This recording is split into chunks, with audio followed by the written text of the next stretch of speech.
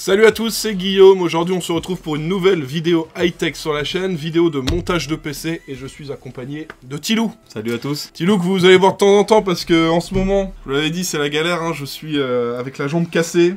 Donc là Tilou il est là pour m'aider à bouger les cartons, à m'aider à monter le PC, bouger toutes les boîtes parce que c'est compliqué quand on a une béquille dans chaque main. On peut plus porter de carton.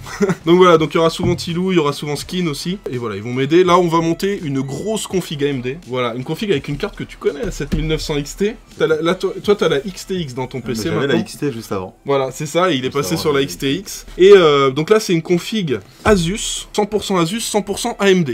Donc ça va vous plaire pour les fans d'Asus ou pour les fans d'AMD. Je sais qu'il y en avait pas mal qui me disaient « Ah, Guillaume, en ce moment, tu fais beaucoup de Intel. » Donc voilà, bah, si vous voulez du AMD...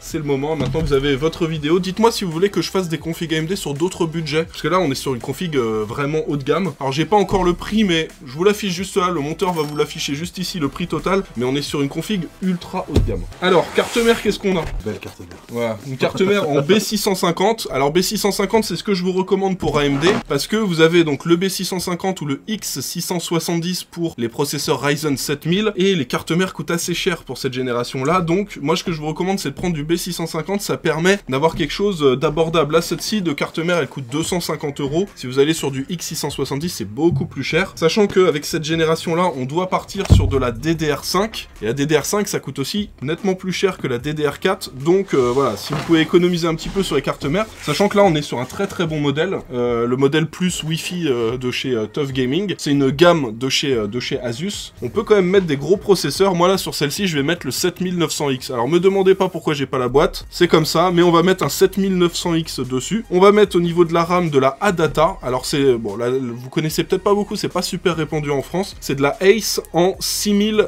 C32, donc ça attention, si vous faites des configs avec des Ryzen 7000, essayez de partir sur de la RAM à 6000 minimum, si vous prenez en dessous, vous n'allez pas exploiter à 100% les performances de votre processeur, donc ça c'est ma grosse recommandation, du 6000 MHz. Au niveau du stockage, alors je suis parti là sur un Crucial P2, c'est parce que c'est ce que j'avais sous la main, ça fera largement l'affaire, mais en soi, si vous voulez faire la même config, essayez de partir sur un Crucial P3. Donc là, c'est un modèle de 2 Teraoctets pour pouvoir installer un maximum de jeux dessus. Mais voilà, vous pouvez partir sur un P3, il y a quand même des perfs plus intéressantes et les prix ont beaucoup baissé sur le Crucial P3. Donc voilà, en termes de refroidissement, alors le 7900X, il chauffe beaucoup, les Ryzen 7000 ont tendance à bien chauffer, donc il nous faut un bon système de refroidissement. Alors j'ai mis le ROG Ryuo 3 en version noire, je sais qu'il refroidit très très bien parce que c'est ce que j'ai utilisé pour mon PC perso. Vous avez déjà la vidéo qui est sortie là il y a 2 semaines, là au moment où vous regardez cette vidéo. La vidéo est sortie, j'ai mis un processeur qui a tendance aussi à pas mal chauffer. Alors moi c'était la version blanche, mais là c'est la seule différence, c'est la couleur. Et en termes de refroidissement, voilà, ça fonctionne super bien, donc je sais que je pars là-dessus et que ça va bien refroidir le 7900X. Dans tous les cas, sur la fin de la vidéo, vous aurez les benches complets de la config et ça vous permettra de voir comment on s'en sort en termes de refroidissement, parce que voilà, les Ryzen 7000 ont tendance à pas mal chauffer. On est sur la 7900 XT, mais pas n'importe quel modèle, le modèle TUF. Donc avec celui-ci, vous pouvez l'overclocker. Alors soit, en fait, vous avez deux choix. Vu qu'il y a un énorme système de refroidissement, soit vous la laissez comme ça à stock, et vous avez une carte qui est super silencieuse et qui est super froide, donc vous n'aurez aucun problème de chauffe avec.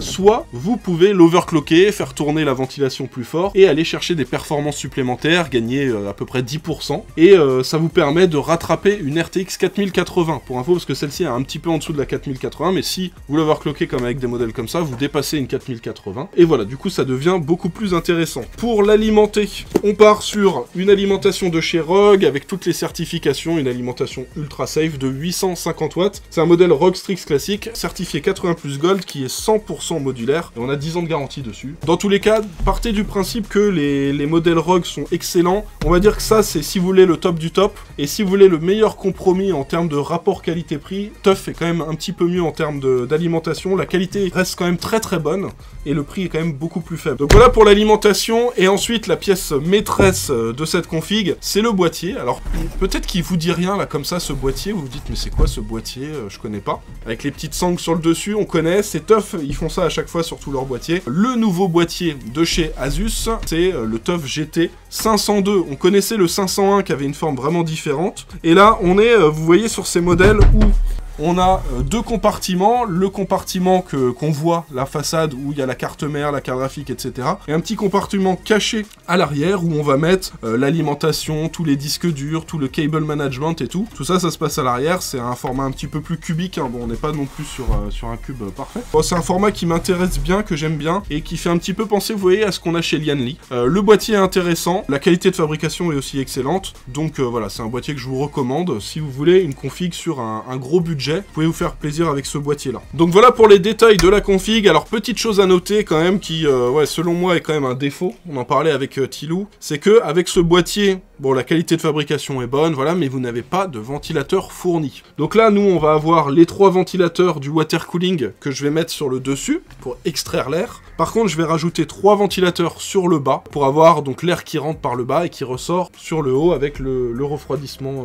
CPU. Donc prévoyez d'acheter des ventilateurs supplémentaires si jamais vous voulez partir sur ce boîtier-là. Alors comment ça va se passer cette vidéo? Maintenant que je vous ai présenté tous les composants, vous retrouvez les liens et les références de tous les produits de cette config, c'est dans la description de la vidéo. On va tout de suite se laisser maintenant sur un timelapse du montage du PC, et ensuite vous aurez un test complet du PC pour avoir toutes les performances en jeu, vous puissiez avoir une idée de ce qu'on peut faire avec une config équipée d'une 7900 XT et d'un 7900X pour le processeur, et aussi de 2 barrettes de 16 Go de DDR5 à 6000 MHz C32. Voilà, ça vous donnera une bonne idée. J'espère que la vidéo va vous plaire. Si c'est le cas, comme d'hab, n'oubliez pas de mettre un petit pouce bleu, pensez à vous abonner si c'est pas déjà fait. Et du coup, c'est parti pour le timelapse du montage du PC. Et n'hésitez pas à dire merci Tilou, parce que il me donne un bon coup de main là pour le montage de la config. C'est la sécu.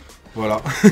Allez, c'est parti. Je vous fais une petite précision concernant le PC avant que vous puissiez voir les benches. Pour info, vous voyez, j'ai changé les barrettes de RAM. Alors, je suis passé sur ce modèle de chez Corsair, donc 2 fois 16 Go en 6000 C30, et c'est des kits spécialement prévus pour AMD. Pourquoi j'ai fait ça? Parce que quand j'ai démarré le PC pour installer Windows et tout configurer, ça ne bootait pas. Et après avoir regardé, j'ai bien perdu 15-20 minutes, je me suis rendu compte qu'en fait, c'était la RAM qui posait souci. Du coup, j'ai changé. Je suis passé sur le kit Corsair et ça a marché direct. Donc voilà, prenez en compte que les benches est fait avec la RAM Corsair, mais au final on est quasiment aux mêmes fréquences latence que la Adata, donc j'ai essayé de m'en rapprocher au maximum. Mais voilà, attention, Adata Ace, ça marche pas forcément super bien sur les configs AMD.